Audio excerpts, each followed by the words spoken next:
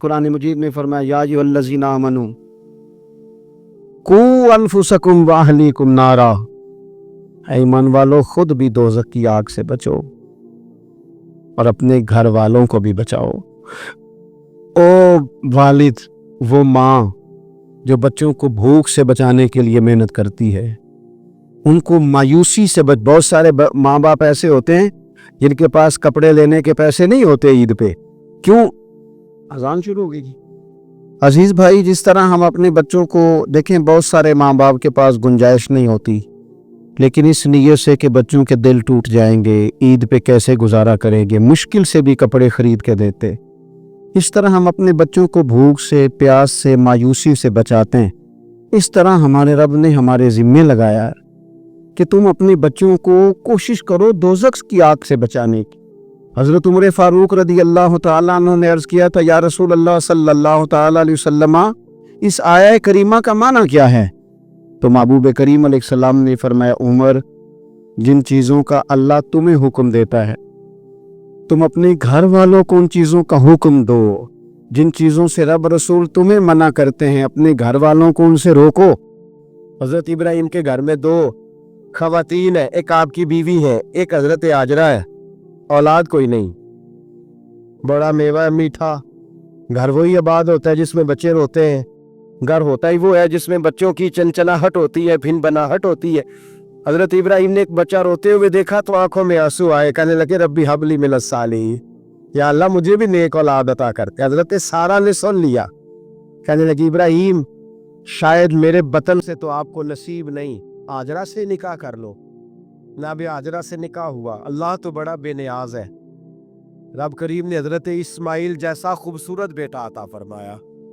बेटा काला स्याह भी हो तो सीने की ठंडक होता है, पर यह तो वो बेटा है जिसकी पेशानी में नूरे मुहम्मदी चमकता है सल्लल्लाहु अलैहि वसल्लम। हजरत सैयदना इस्माइल इतने खूबसूरत, अब जिस बीवी के यहाँ बेटा था, बैठना उठना भी ज्यादा उसके पास, आना जाना भी उसके पास, तवज्जो उधर हो गई।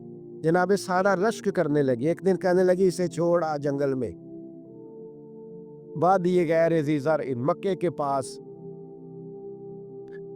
भाई एक बेटा आलम दीन बना लो। कहने लगा रोटी कहाँ से खाएगा?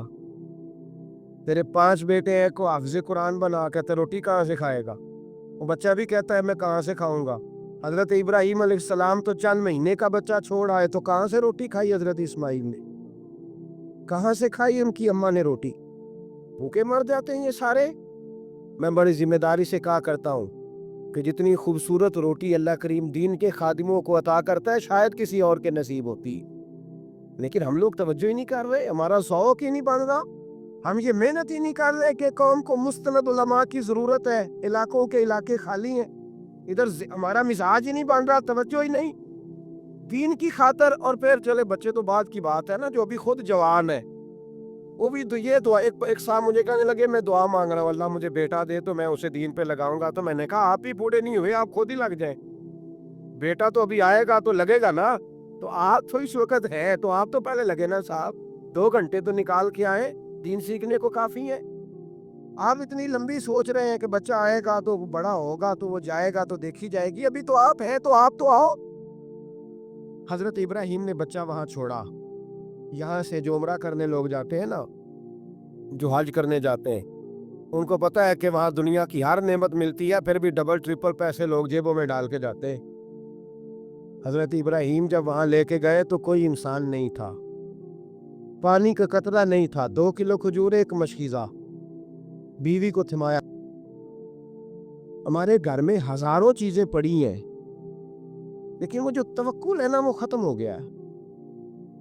अल्लाह देगा, हलाल हलाल पे कनात करे, जायज जायज पे भरोसा करे, रब करीम अता करने वाला है, वो मिजाज खत्म हो गया। हजरत सैयदना इब्राहिम अलैहिस्सलाम 2 किलो खजूरें, एक मिशकीज़ा पानी का दे करके, और वहां बिठाया आपने अपने बच्चे को और अपनी ज़ौजा जनाबे हाजरा को, और बिठा करके ये वापस पलटने लगे तो हजरत हाजरा सलामुल्लाह अलैहा ने आवाज दी, कहा इब्राहिम किसके सहारे पे छोड़ के जा रहे हैं? जहाँ अबे जमजम का कुआं है ना, जो लोग गए हैं, इन्होंने सफा मरवा की सही की है, सफा मरवा से बाहर निकले ना, सरकार की विलादत का मकाम है, उस जगह पे आब ज़मज़म का कुआं था, वहाँ हज़रत सैयदना हाजरा को बिठाया। कोई चीज़ नहीं, कोई दरख्त नहीं, कोई खेत नहीं, कोई पानी नहीं, कोई कुआं नहीं, वहाँ बिठाया और बिठा करके निकलने लगे तो जनाब हाजरा फरमाने लगी, इब्राहिम किसके सहारे पे छोड़ के जा रहे हो? कहने लगी अल्लाह के सहारे पे। तो पाकबाज बीबी ने एक लफ्ज़ पूछा, कहा इब्राहिम ये मेरे रब का हुक्म है, ये मेरे बस जिनका अकीदा तौहीद मजबूत हो उनके लिए एक जुमला काफ़ी होता है, ये मेरे अल्लाह का हुक्म है? तो जनाब इब्राहिम अलैहिस्सलाम फरमाने लगे, हाजरा हाँ रब का हुक्म है। जब ये लफ्ज़ कहे तो चाहिए था ना हज़रत इब्राहिम तसल्ली देते, तो बीबी साहबा तसल्ली देने लगी, अर्ज़ करने लगी, इब्राहिम अगर अल्लाह का हुक्म है तो फिर आप हमारी फिक्र ना करना। अगर ये रब का हुक्म है तो फिर हमारी फिक्र ना करना। जिस रब ने हमें यहाँ तक पहुँचाया है वो हमें कभी भी ज़ाया नहीं फरमाएगा, फिर फिक्र ना करना। हज़रत इब्राहिम आ गए। बात आपने सुनी हुई है, इशारा करना मकसूद है। 13 साल में चले मान भी लिया जाए बाज़ रिवायात की रोशनी में कि आते जाते भी रहे, लेकिन मुकम्मल देखभाल अपने बच्चे की परवरिश में पूरा हज़रत इब्राहिम अलैहिस्सलाम का किरदार, सारा किरदार माँ का था। मैं जब ख़वातीन के बारे में को बात करता हूँ तो मैं आपको अक्सर कहता हूँ कि ये सिर्फ बीवी के लिए हुक्म नहीं होता, ये ट्रेनिंग बेटी को देनी है और बहन को देनी है, ये तरबियत करे अपने घर में। मैं तजर्बे की रोशनी में ये बात अर्ज़ किया करता हूँ कि भाई बच्चे बाप के फर्मा बरदार उस वक़्त होते हैं जब अम्मा उन्हें बाप का फर्मा बरदार करती, और बच्चे बाप के नाफरमान भी तब होते हैं जब अम्मा उन्हें बाप का। मैंने अपने कानों से सुना एक दफ़ा एक बच्चा अपने बाप से कह रहा है, आपने तो सारी ज़िंदगी बाहर गुजार दी, पैसे कमाना कौन सा मुश्किल काम है, दुख सुख तो सारे अम्मा ने बर्दाश्त किए, स्कूलों में वो जाती थी, फलाना काम वो करती थी, फलाना काम। अब ये सोच उसकी ज़ाती तो नहीं, ये उसको दी गई है।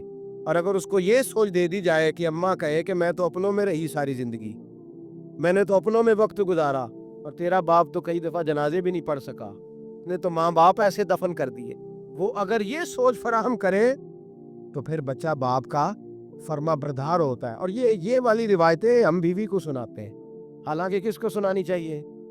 बोलिए, बहन और बेटी को। बहन और बेटी को सुनाएं ये बातें, उनको समझाएं, ताकि आगे जाके वो जो घर तरतीब दे वो घर बड़ा उम्दा और निखरा हुआ हो। हजरत सैयदना इब्राहिम 13 साल के बाद आए, चूंकि घर में अल्लाह तबारक व तआला की दोस्ती का चर्चा था, अल्लाह तबारक व तआला की महबूबियत का गलबा था। 13 साल के बाद फलम्मा बालगा माँ उसा, या बेटा जब इतना बड़ा हुआ कि साथ चलने लगा, तो हजरत इब्राहिम ने अपने बेटे को बुला के कहा, बेटा मुझे ख्वाब आई है, मैं तुझे ज़िबा कर रहा हूँ, तेरी क्या रज़ा है? तो हजरत इस्माइल कहने लगे, या अबतिफ अलमा तो उमर, अब्बा जी अल्लाह जैसे हुक्म देता है मेरे साथ वैसे ही करें, जैसे अल्लाह हुक्म देता है वैसे ही, बोलिए, वैसे ही करें। हजरत हाजरा को कहा कि एक दोस्त ने दावत की है तो वहां जा रहे हैं, बीबी मुतमईन है, तफसीलात की जरूरत नहीं, खत्म बात, एतबार है, मुतमईन हो गई। शैतान पीछे से आया अम्मा के पास, जरा थोड़ी देर के लिए तसव्वुर जमाइए, यहाँ तो पड़ोसन आके को बात बता देती है खावंद के बारे में तो कई महीने झगड़ा जारी रहता है, पड़ोसन मल्लेदार। शैतान ने आके बताया लफ्ज क्या है? कहा हाजरा तुम्हें पता है कहाँ जा रहे हैं? कहा दोस्त की दावत में। तो कहने लगे दोस्त कौन है? रब करीम। और इब्राहिम का ख्याल है कि उस रब ने मुझे हुक्म दिया है कि मैं ज़िबा करूं। तो हजरत हाजरा कहने लगी कभी बाप भी बेटा ज़िबा करते हैं? शैतान कहने लगा उनका ख्याल है कि उनके रब ने हुक्म दिया है। जनाब हाजरा फरमाने लगी अगर रब ने हुक्म दिया तो फिर तू मुझे शैतान लगता है, तू मुझे शैतान लगता है। का क्या मतलब? फरमाने लगी अगर रब करीम का हुक्म है तो मेरे पास एक इस्माइल, अगर 1000 भी होते मैं सारे अल्लाह के रास्ते में पेश कर दे देती। मालिक का ही तो है सारा कुछ, उसी का है, इसमें लैतोला अल्लाह की क्या गुंजाइश? हजरत सैयदना इब्राहिम अलैहिस्सलाम ने बेटे के हलक पे छुरी रख भी दी और छुरी चला भी दी, रख भी दी, और वो तो अल्लाह करीम ने फरमाया या इब्राहिम कद सदक़्ता रुया, इब्राहिम तूने ख्वाब सच्चा कर दिखाया, वो क़यामत तक तेरा नाम रहेगा। हजरत इब्राहिम ने वतन भी दिया, जान भी दी, बेटा भी, अल्लाह करीम ने दुम्बे दिए, फरमाया ये फिदिया है। अब ये कुर्बानी क़यामत तक हजरत इब्राहिम के तरीके के मुताबिक जारी है, हजरत इब्राहिम के حضرت ابراہیم بہت بڑے مہمان نواز تھے، بہت بڑے. آپ جب مصر میں قیام تھا تو بڑے بڑے لمبے چوڑے لنگر پکتے تھے، لوگ آیا جایا کرتے تھے، بڑا تفصیل کے ساتھ کھانا ہوتا تھا. مہمان نوازی آپ کی خاص صفت مبارکہ ہے. ہمارے ہاں بھی مہمان نوازی ہوتی ہے امیروں کی، بلکہ اب تو مہمان نوازی اس طرح کی ہے کہ کل تیری میرے پاس دعوت ہے اور پرسوں میری تیرے پاس ہے. وہی امیروں میں وہ چکر رہتا ہے، پارٹیاں دوست ایک دوسرے کو ڈالتے ہیں، تیری طرف پارٹی تیری طرف. اور اسی انداز میں اب یہ عید آئے گی نا، ٹکا پارٹیاں ہوں گی جگہ جگہ. اور لوگ سوال پوچھنے لگے ابھی سے، کہتے ہیں قربانی کا کتنا گوشت گھر رکھنا جائز ہے؟ قربانی کا کتنا گوشت گھر رکھنا جائز ہے؟ سارا ہی. جی ہاں، اس لیے فریزر لے لے، فریج سے نہیں کام چلے گا. سارا ہی جائز گھر رکھنا، سارا ہی جائز ہے، رکھ لے. او خدا کے بندے، قربانی وہ بندہ دیتا ہے جو سارا سال ہی گوشت کھاتا ہے. صحیح کہہ رہا ہوں؟ قربانی صاحب نصاب، صاحب استطاعت بندہ دیتا ہے نا، تو وہ سارا سال ہی گوشت ہے. تو سارا گھر میں رکھنا بھی جائز ہے، لیکن سارا دے دینا بھی. تو جو آ رہی ہے اس پہ کیوں توجہ کرتے ہو؟ جو دوسرا جائز ہے اس پہ کیوں نہیں عمل کرتے؟ سارا تقسیم کرتے، بات ختم ہوئی. یقین کریں، محرم میں جا کے دوست ٹیلی فون کر کے سوال پوچھتے ہیں، کہتے ہیں صاحب سنا ہے قربانی کا گوشت محرم میں کھانا جائز نہیں. میں کہ نہیں، ربیع الاول چ بھی جائز جے. رجب رمضان تو کھاؤ، کوئی بندہ نہیں منع کرتا، اس لیے کہ کسی کو دینا تو پسند ہی نہیں. یا پھر اس میں سے جو خاص چیزیں ہیں وہ اپنی فریج میں، اور باقی جو ہے وہ دوسروں کے لیے. یہ کیا طریقہ ہے؟ قربانی اسلام کا ایک خوبصورت ترین عمل ہے، یہ محبوب ترین عبادت ہے اللہ تعالیٰ کی. قربانی اپنی فضیلت کے لحاظ سے، عظمت کے لحاظ سے، اپنی بلندیوں کے لحاظ سے دین میں بڑا مقام رکھتی ہے. لیکن ہر چیز کا رنگ روپ بدل دیا جاتا ہے نا، چونکہ قربانی چلی آ رہی تھی حضرت ابراہیم خلیل اللہ علیہ السلام سے. تو اہل عرب جو تھے، مشرکین مکہ، قربانی کا تعارف وہ بھی رکھتے تھے، پر وہ قربانی کی حقیقت کو، قربانی کی حکمت کو، قربانی کے حسن کو، قربانی سے پھوٹنے والی روشنی کو سمجھنے سے ناآشنا تھے. وہ کیا کرتے تھے کہ جب وہ کوئی قربانی کا جانور ذبح کرتے تو اس کا جو خون ہوتا وہ بیت اللہ شریف کی دیواروں کے ساتھ مل دیتے. قربانی کے جانور کا جو گوشت ہوتا وہ لا کے بتوں کے سامنے رکھتے کہ یہ خون کعبے کی دیوار سے خون ملنے سے اور بتوں کے آگے گوشت رکھنے سے شاید ہماری قبولیت ہو جائے گی، ہم نے جانور ذبح کیا ہے. کمال ہے میرے رب کریم کی کتاب کا انداز بھی.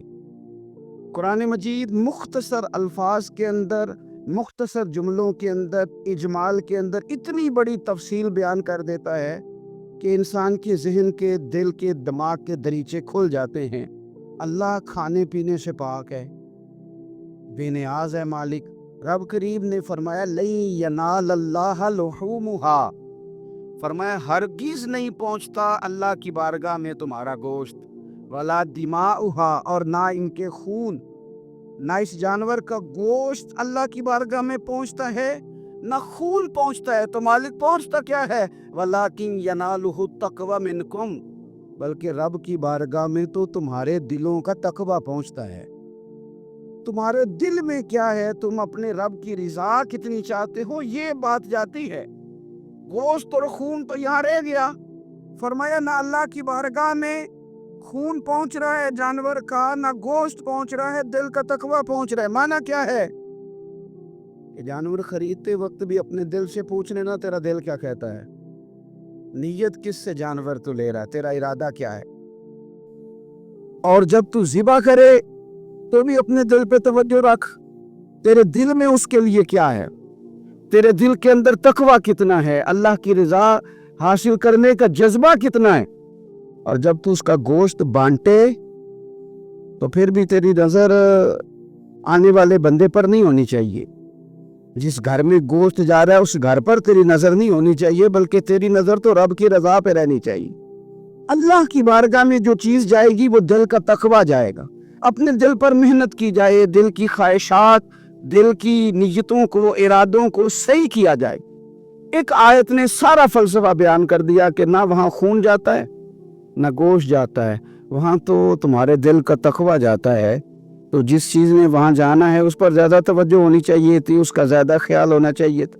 ये फ़लसफ़ा है कुर्बानी का कि आपकी नीयत क्या है, किसी काम के लिए आपका इरादा क्या है। हमारे यहाँ कुर्बानी के साथ जिस तरह जानवर मुंसलिक है ना, कि कुर्बानी में जानवर होना बड़ा ज़रूरी है और कुर्बानी के लिए पैसे होना बड़ा ज़रूरी है, इसी तरह कुर्बानी के इस सारे सीज़न के अंदर कसाई का भी बड़ा रोल है, उसका भी एक बड़ा किरदार है, वो भी बड़ी अहमियत की हामिल पर्सनैलिटी है इन दिनों में।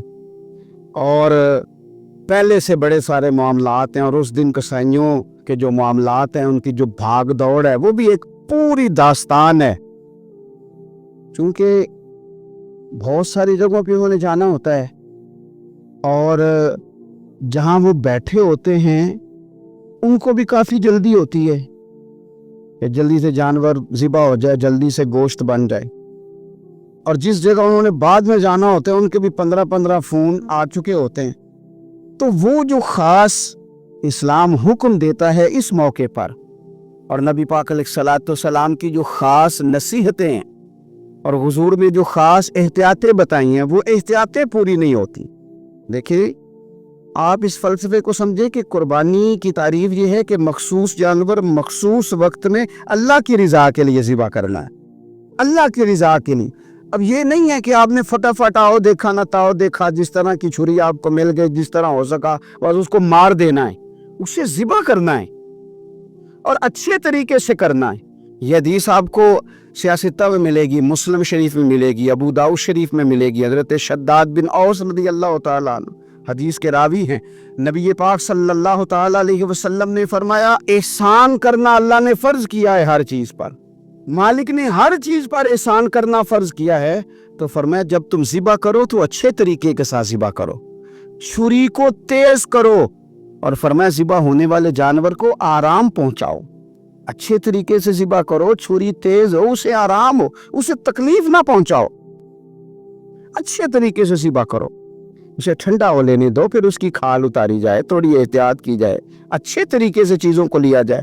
आप देखिए हुजूर एक बात करते हैं लेकिन सोच के धारे बदल के रख देते हैं। रसूल करीम सल्लल्लाहु अलैहि वसल्लम गुजर रहे थे तो एक शख्स ने बकरी के पहलू पर पैर रखा हुआ था और वो छुरी तेज कर रहा था। बकरी को उसने गिराया हुआ है, लिटाया हुआ है और पहलू पर पैर रखा हुआ है और साथ साथ वो छुरी तेज कर रहा है। तो नबी पाक सल्लल्लाहु अलैहि वसल्लम ने क्या खूबसूरत बात इरशाद फरमाई। हुजूर अलैहिस्सलाम फरमाने लगे, तुम इसे 2 मौतें देना चाहते हो, दोहरी तकलीफ में गोया तुम मुब्तला करना चाहते हो, इसके सामने तुम छुरियां तेज कर रहे हो। हुजूर फरमाने लगे, 2 मौतें देना चाहते हो? चाहिए था कि पहले से ये सारे औजार तुम्हारे तैयार होते तो उस दिन किसी इमरजेंसी का शिकार ना हो। 3 दिन शरीयत ने इसीलिए तो रखे थे, इसीलिए तो वक्त रखा था। आप इस तरह का कोई माहौल ना बनाएं जिससे जानवर को भी तकलीफ हो, अजियत हो। मैंने कहा कि मेरे करीम फरमाते हैं रब ने हर चीज़ पर एहसान करना फ़र्ज किया। अच्छे तरीके से ज़िबा करें, छुरी को तेज़ करें, जानवर को आराम पहुंचाएं। लेकिन दुख की बात यह है कि हम एक दूसरे का साथ नहीं देते, मकरूज ज़हनी अजियत का शिकार है। 3 दिन है ना ईद के, तो एक जोड़े से भी गुजारे जा सकते हैं, एक से भी। अक्सर लोग तो वैसे ईद की नमाज पढ़ के सो जाते हैं और जो बेदार भी हैं वो भी कपड़े बदल करके जानवर के ज़िबा में मशगूल हैं। हमने इस ईद पे कोशिश करनी है कि हमारी गली में, हमारे मोहल्ले में, हमारे दाएं बाएं थोड़ा सफ़र करें, बच्चों को देखें, सरकारी स्कूल से निकलते बच्चों को देखें, मसाजिद मदारस से निकलते बच्चों को देखें। हम ना 1-1, 2-2 का साथ दें। मैंने जुमे में अमीर लोगों से कहा था कि कुर्बानियाँ करनी तो है ही, तो तुम तो सारा साल गोश्त खाते हो। क्या आपको बताऊं कि हम उस वतन में रहते हैं यहाँ फ्रिज और फ्रीज़र बड़ी से पहले ज़्यादा बिकते हैं। फ्रिज नहीं ले आओ, बड़ी ले आओ, चूँकि गोश्त सेव करना है, सारा साल भी तो मिलता है ना अमीरों। मैंने तो कहा था उस गांव में ले जाओ जहाँ कुर्बानी कोई नहीं कर रहा, ज़िबा ही वहाँ जाके कर लो। थोड़ी सी गुंजाइश बनाएं अपने दिलों में। ये ज़रूरी नहीं कि सामने वाला आपका शुक्रिया भी अदा करे, अपने घरों में थोड़ा हौसला कनात लाएं। हज़रत आयशा सिद्दीक़ा रज़ियल्लाहु ताला अन्हा फरमाती हैं, ऐसा नहीं था कि हमारे घर के अंदर माल नहीं आता था, अल्लाह के फजल से बड़ा कुछ आता था, लेकिन फरमाती हम इसार कर दिया करते थे। हुजूर का मिजाज इसार कर देने का है। याद रखना, शम्मा से अगर कई शम्मे जल जाएं तो इसकी रोशनी में कभी कमी नहीं आती। हजारों दिए भी जल जाएं तो ये दिए मांद नहीं पड़ते। महंगाई बड़ी जोर की हो गई, गरीब आदमी की आजमाइश बढ़ गई। हमेशा महंगाई से गरीब लोग मुतासिर होते हैं। अमीरों की तो चीज़ें महंगी हो जाती हैं, वो तो सिंगल उन्होंने जमा की होती हैं, महंगी होती हैं तो डबल में बेचते हैं। गरीब पिसता है। लेकिन दुख की बात यह है कि हम एक दूसरे का साथ नहीं देते, मकरूज ज़हनी अजियत का शिकार हैं। 3 दिन है ना ईद के, तो एक जोड़े से भी गुजारे जा सकते हैं, एक से भी। अक्सर लोग तो वैसे ही ईद की नमाज पढ़ के सो जाते हैं, और जो बेदार भी हैं वो भी कपड़े बदल करके जानवर के ज़िबा में मशगूल हैं। हमने इस ईद पे कोशिश करनी है कि हमारी गली में, हमारे मोहल्ले में, हमारे दाएं बाएं थोड़ा सफ़र करें, बच्चों को देखें, सरकारी स्कूल से निकलते बच्चों को देखें, मसाजिद मदारस से निकलते बच्चों को देखें। हम ना एक एक दो दो का साथ दें।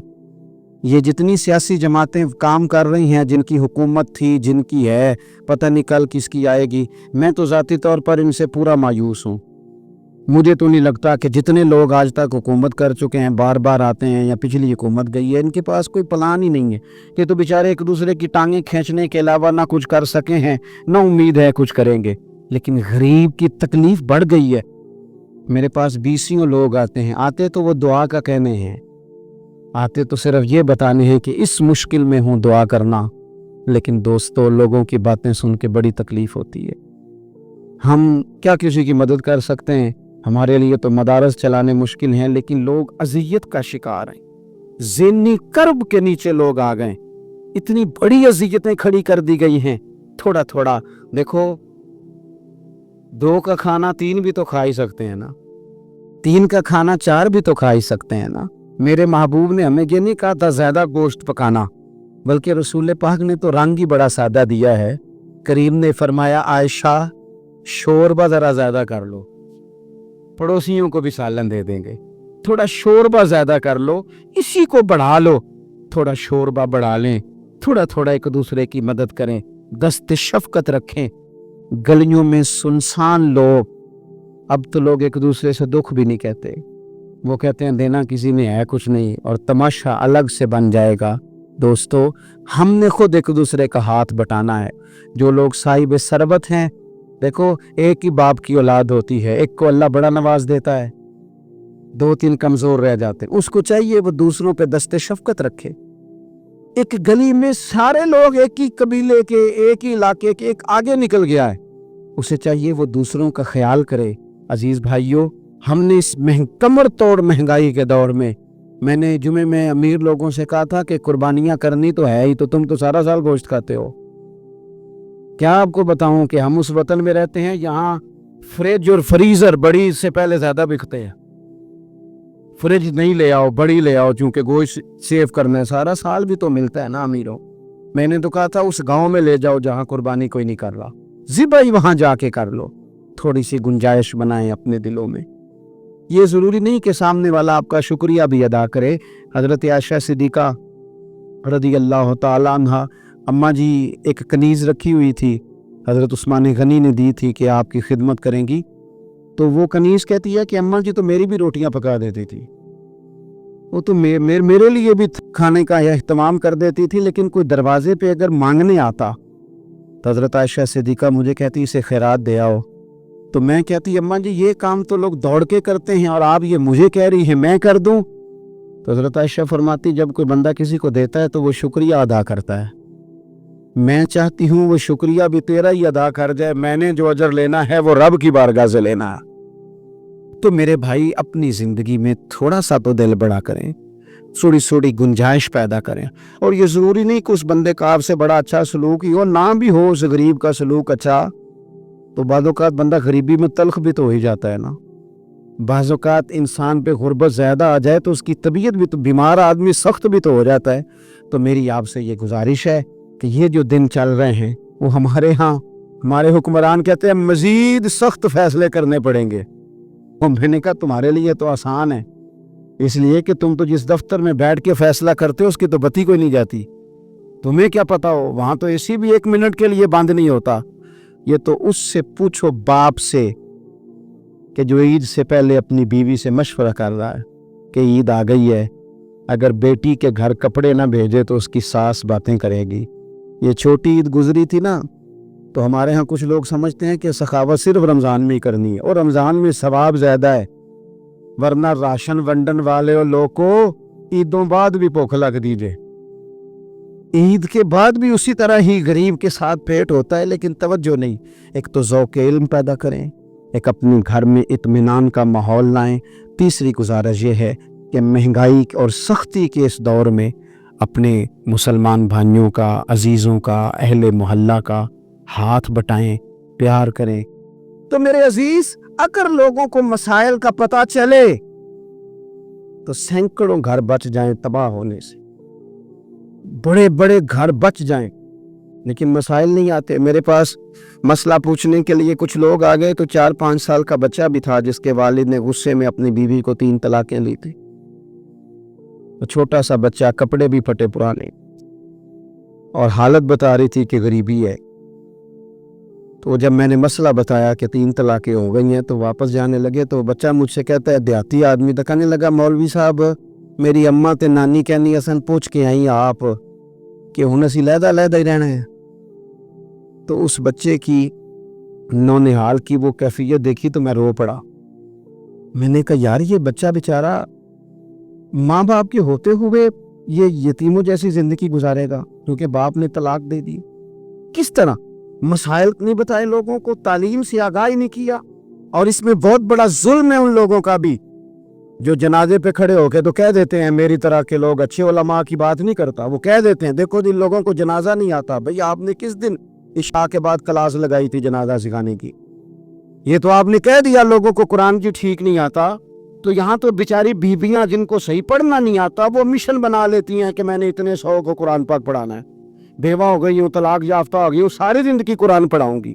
ہم کیوں یہ مشن نہیں بناتے؟ کیوں اس طرف سفر نہیں کرتے؟ ایک تو دینی معلومات میں، دینی علوم میں اپنے آپ کو لگائیں اور ذوق پیدا کریں کہ جو چیزیں مجھے نہیں آتی میں نے وہ سیکھنی ہے، جو معاملات مجھے نہیں آتے میں نے ان کی طرف سفر کرنا ہے. ایک تو اپنا یہ مزاج بنائیں. اور جب آپ دینی علوم سیکھتے ہیں تو پتہ ہے کون سا منظر قائم ہوتا ہے؟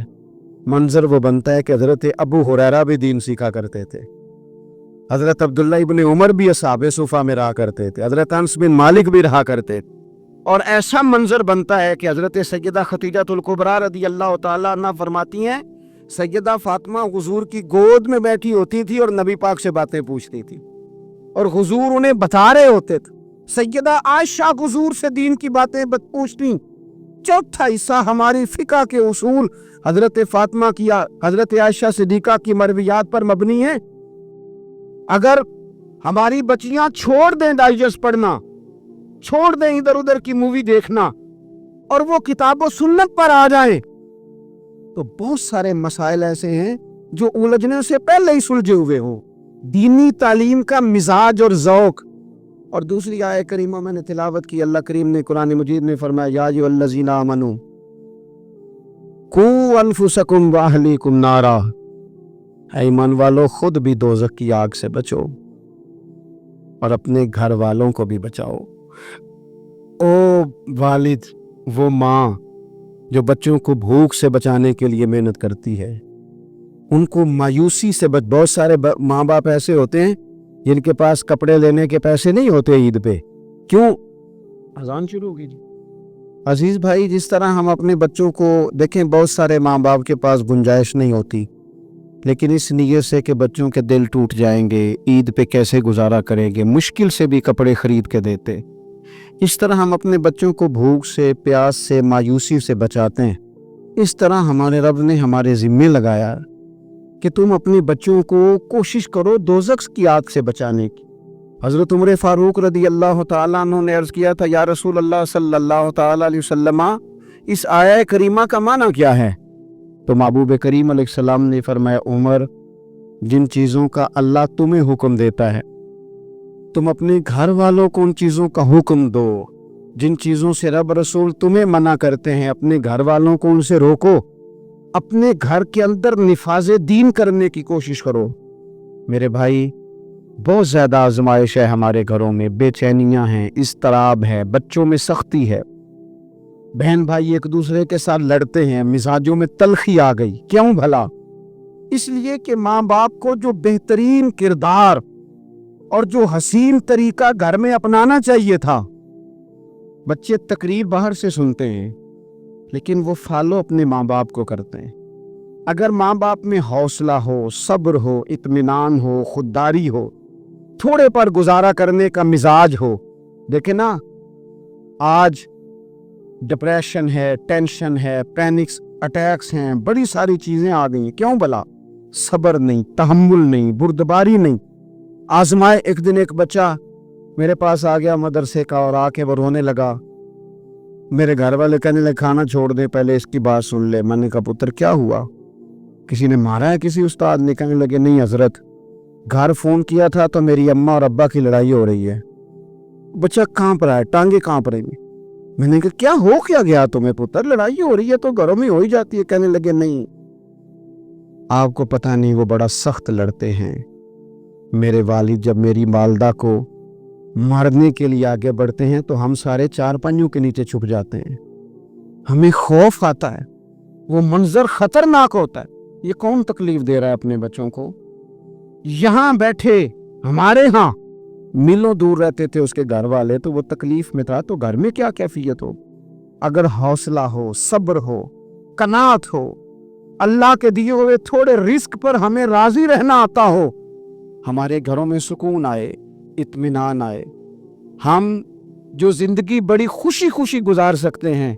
हमारे मिजाजों का लालच, हमारी तबीयतों की बेराह रवी, हमारी झूठी अना का बुत, उन सारी चीजों को खत्म कर देता है। अपनी जिंदगी के अंदर अगर हम वो किरदार अपने बच्चों को दें, थोड़ा शोरबा बढ़ा लें, थोड़ा थोड़ा एक दूसरे की मदद करें, दस्त शफकत रखें। गलियों में सुनसान लोग, अब तो लोग एक दूसरे से दुख भी नहीं कहते, वो कहते हैं देना किसी ने है कुछ नहीं, और तमाशा अलग से बन जाएगा।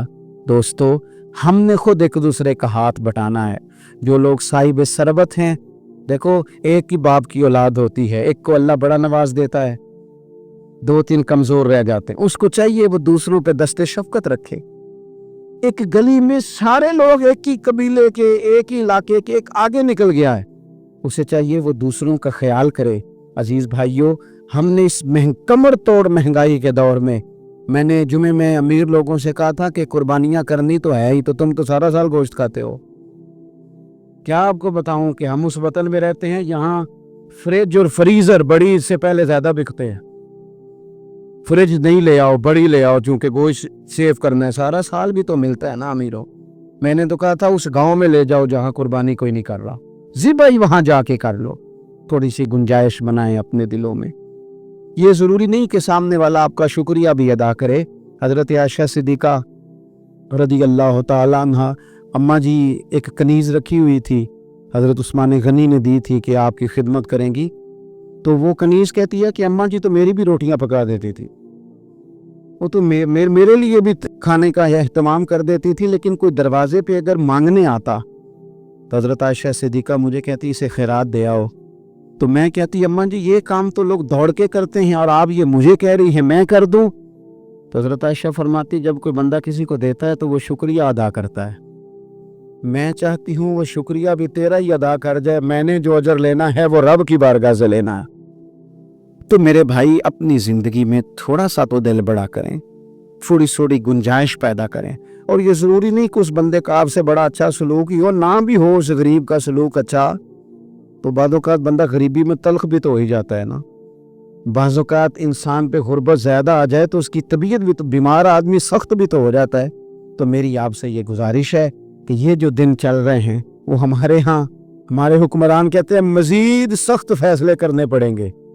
और मैंने कहा तुम्हारे लिए तो आसान है, इसलिए कि तुम तो जिस दफ्तर में बैठ के फैसला करते हो उसकी तो बत्ती कोई नहीं जाती, तुम्हें क्या पता हो, वहां तो एसी भी 1 मिनट के लिए बंद नहीं होता, یہ تو اس سے پوچھو باپ سے کہ جو عید سے پہلے اپنی بیوی سے مشورہ کر رہا ہے کہ عید آ گئی ہے، اگر بیٹی کے گھر کپڑے نہ بھیجے تو اس کی ساس باتیں کرے گی۔